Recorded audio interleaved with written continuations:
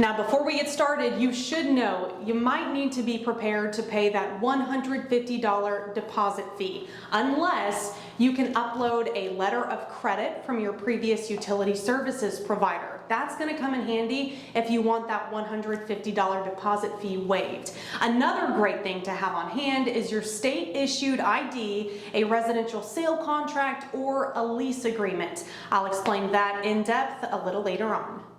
First things first, you'll need to visit selfservice.lawtonok.gov/CSS.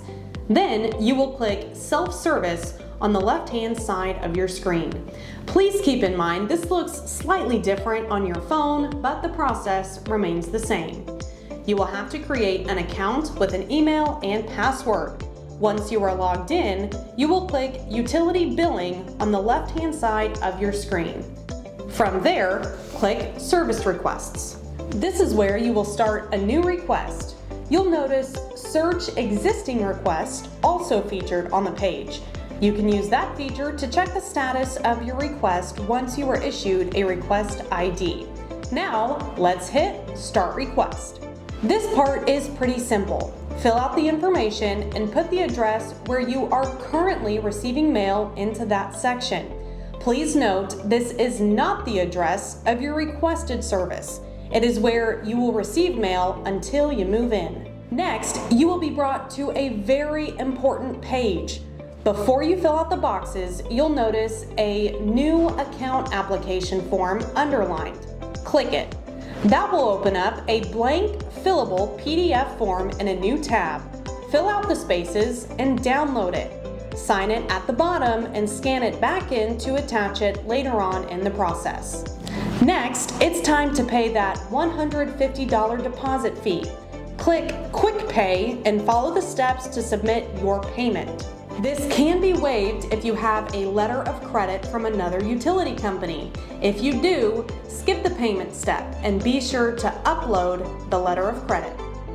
If you are renting, please attach your lease agreement. And if you're purchasing a home, please include the residential sale contract. This is so we can verify the address and ensure we are turning on utilities to the correct address. And now that you've completed that PDF application, save it so you can access it in just a bit. Now, you will use the drop-down box to click New Service. Type in your request date. Please keep in mind this will take up to 3 business days to process. Unfortunately, it'll take some time for our utility billing department to review the information you're submitting. This is why we highly encourage people to submit this form a few days in advance to ensure everything is turned on by the time you move in. Under additional information, include what day you plan to move in.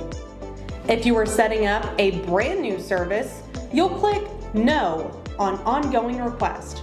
You'll click Yes on First Time Reported.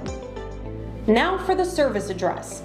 Type in your street number, street name, unit or apartment number, if applicable, and Lawton as the city/town.